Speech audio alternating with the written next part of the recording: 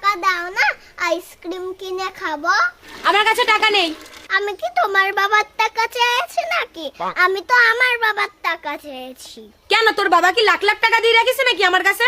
তাহলে তোমাকে আর এই বাড়ি থাকতে হবে না, তুমি বাপের বাড়ি চলে যাও।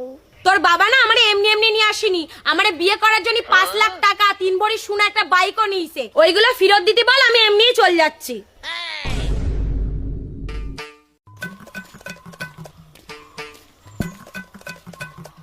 কই গো?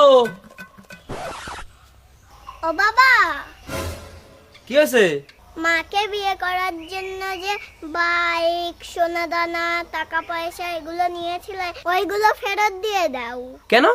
যে 10 টাকা দিতে পারে না ওরকম মা রেখে কি লাভ?